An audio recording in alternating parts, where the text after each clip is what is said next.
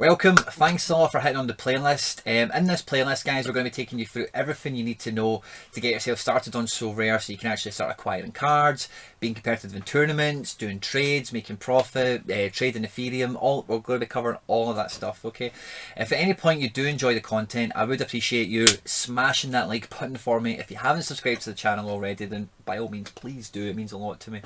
And if you have any comments, questions, thoughts, or anything, just drop them in the comment section. I get back to everyone who comments on the videos as best I possibly can anyway. It's very rare I've never got back to a comment. In the description of each video, you'll have the links so you can get all the free stuff that you can get your hands on to actually get started with SoRare, whether it be your Coinbase account to get yourself some free coin, or whether it be the account itself to get your free starter 10 commons and your bonus rare when you join. If you have any, as I say, any comments, questions, thoughts, anything at all, guys, just drop them in the comment section below. I hope you enjoy the content. It is for you, and let's get stuck into it. Now, probably the most common question I get is, who should I buy, or how much money do I need to get started, all that kind of thing. Now, in terms of how much money you need to get started, that's really down to you as an individual in terms of how hard and how heavy you're going to go into this. For me personally, I started off with just like £100, and then I went to 250, then I went to 500, and then I left it for a while. The reason I went from 1 to 2 to 3 like that is because I loved it and I had the money and I wanted to do it, and I'm an adult and that's what I decided to do with my money. But what I'm going to do is, in the background, is me kind of talking you through a few bits and pieces. So I'm going to show you all the kind of winning lineups I've had, so you can get a gauge on, do you know what, you don't need to buy like a £500 card to win something, you know. So this is the very first tournament when I got. It's on the old scoring matrix, so a lot of the numbers won't make any sense in today's world, you know. But a common goalkeeper, my common Ronaldo, which I was very fortunate and very happy to get. A Ferran Torres, which I spent like 50 quid on, and obviously at the time he was playing for Valencia. He's now went to Man City, so that's been a great trade for me. And it's good that he's also bagged me a card. We won a Jairzinho this week, which was cool. Chancellor Mbemba, who was my free rare from hitting a link and joining, and Sonic Wes didn't even play, you know.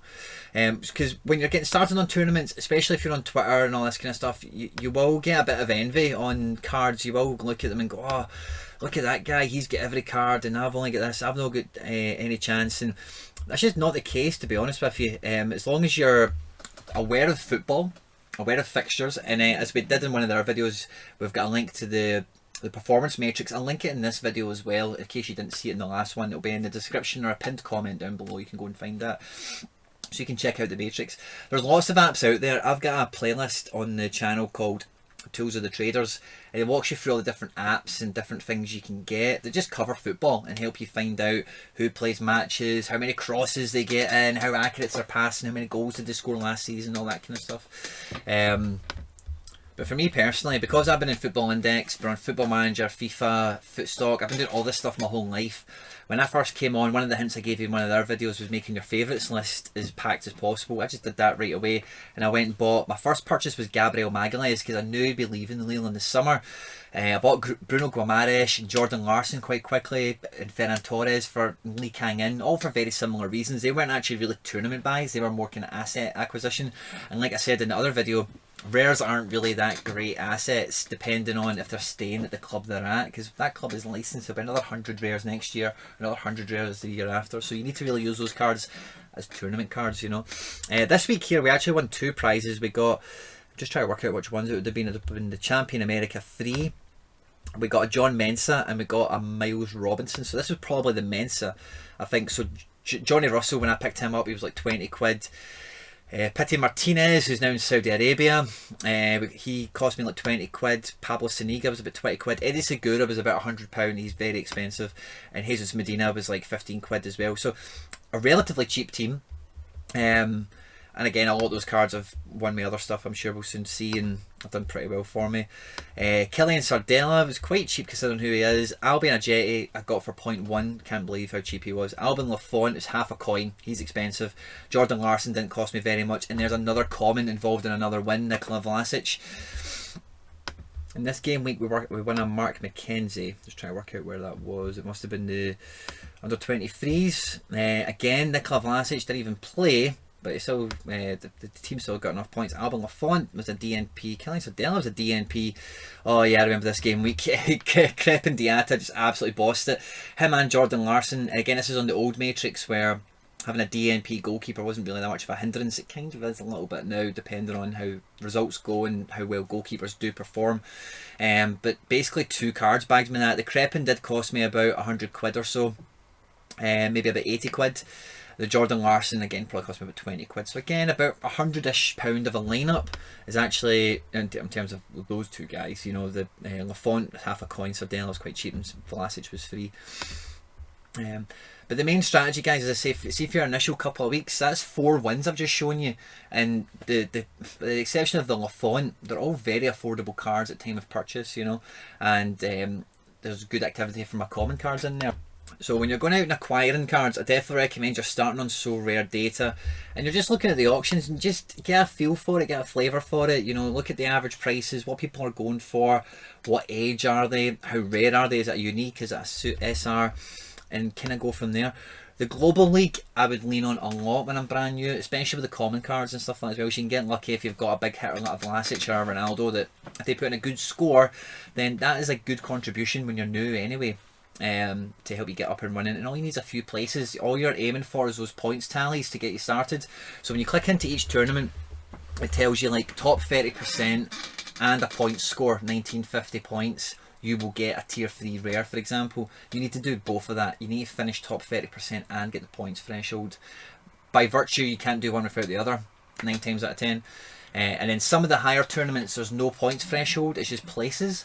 So that can become quite rewarding as well. I managed to bag, I'm not going to go dig him out, but I managed to bag a super rare Latif Blessing on a D2 America League with a team full of rares, and it was a wee bit lucky because it was that week, you might remember it, where half the league went on strike and didn't play, but I'd already had like 3 players that did play and scored. So we managed to finish like 4th or something like that, and we got a tier 2 super rare or something like that, which is a Latif Blessing.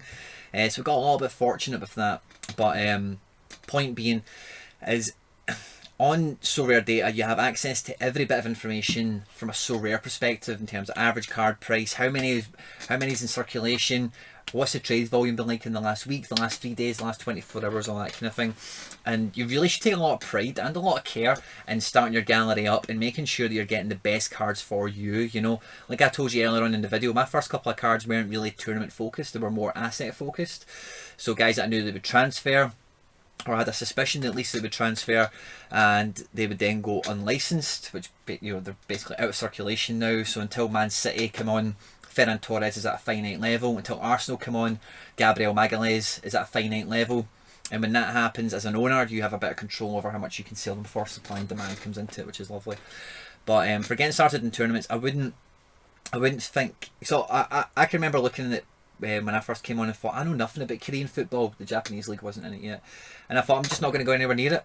I might be missing out on something from time to time, but I live and die on what I know and what I don't know. The problem you've got is that a lot of users will know the French league. There's a lot of French clubs licensed. There's a few Italian clubs and there's a few Spanish clubs.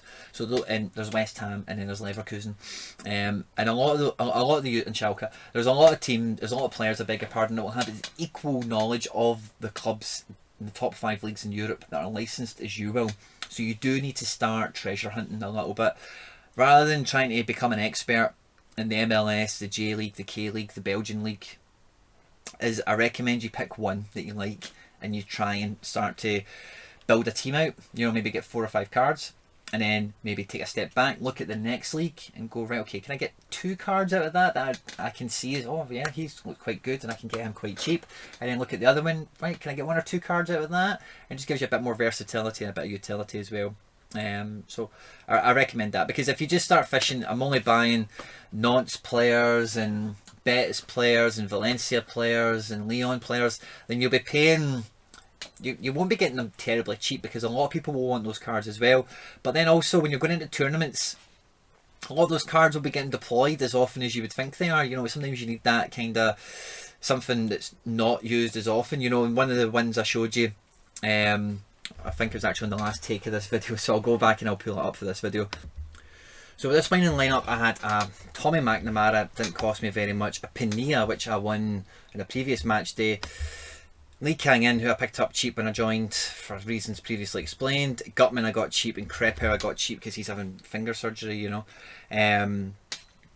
So again, you know, the entries don't need to be super OP. They just need to be starting players that are decent at football, you know, and it can make a big difference as long as you're using the right tools, whether it be SoRare data or any other site you care to use, so you know the players you're buying. You're not taking big gambles. But with this team, it's in the Global All-Star D4, and it's a mixture. It's mainly American League players, but Lee Kangen's also in there, you know. And then I've got a Japanese midfielder, Arturo Osaka, and he's almost always in my D4 Global because he's a good midfielder in Japan. I don't have enough players to make an Asian lineup, so I've just put him in my Global, you know. So it's important to remember that kind of thing as well, guys. Hope you've enjoyed the video. I cannot wait for the next part of the series. Like, subscribe, share, retweet. Click the link over there. Catch you on the next one. Take care. Stay out of trouble. Bye bye.